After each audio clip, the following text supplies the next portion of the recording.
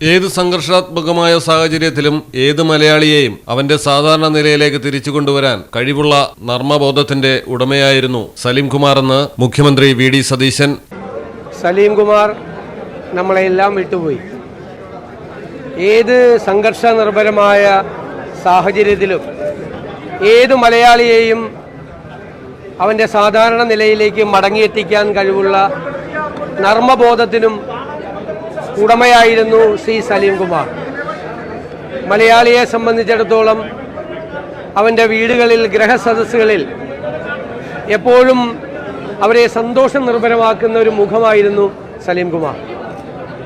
എന്നാൽ താനൊരു ഹാസ്യ നടൻ മാത്രമല്ല, അതിനേക്കാൾ വലിയൊരു നടൻ കൂടിയാണ് എന്ന് അദ്ദേഹം ആദമിൻ്റെ മകൻ അബുവിലൂടെ തെളിയിച്ച് ദേശീയ അവാർഡ് നേടി നമ്മുടെ എല്ലാം അഭിമാനം ഉയർത്തിപ്പിടിച്ചു. മലയാളിക്ക് ഒരിക്കലും മറക്കാൻ കഴിയാത്ത മുഖവും ഭാവവുമാണ്.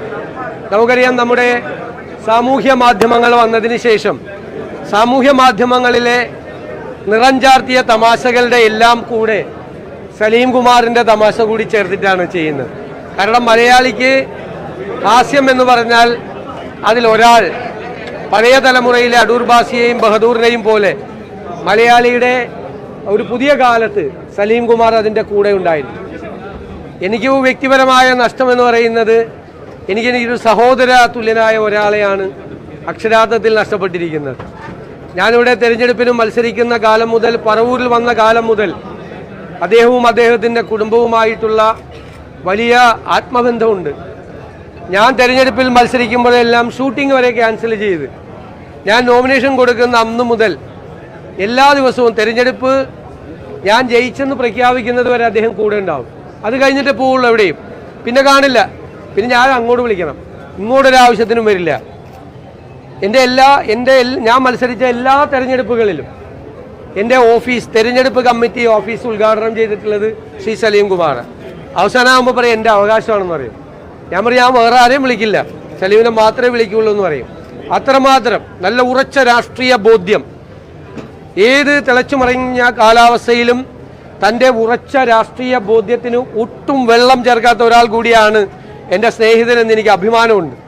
അതിലൊരു വിട്ടുവീഴ്ചയില്ല. പഠിക്കുന്ന കാലം മുതൽ അവസാന ശ്വാസം പോകുന്നത് വരെ ആ ഉറച്ച രാഷ്ട്രീയ ബോധ്യത്തിൽ, ആ ഉറച്ച കോൺഗ്രസ് ബോധ്യത്തിൽ നിന്നു എന്നുള്ളതാണ് അദ്ദേഹത്തെ വ്യത്യസ്തനാക്കുന്നത്.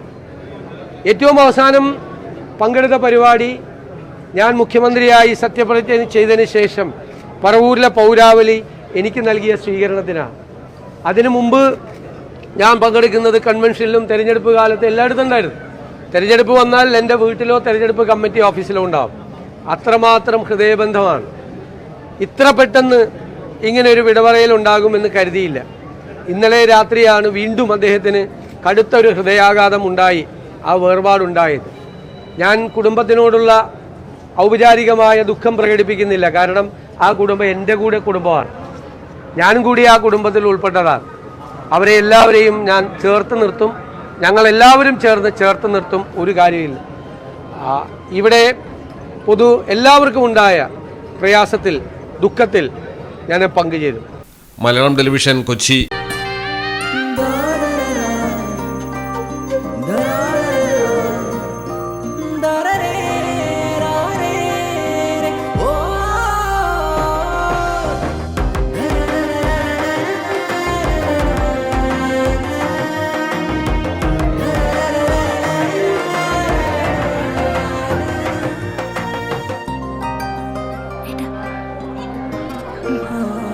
എല്ലാരും പറയുന്നു ഡിഫറെന്റ് ആയിട്ടുണ്ട്, നല്ല ഭംഗിയുണ്ടെന്നൊക്കെ. നല്ലതല്ലേ?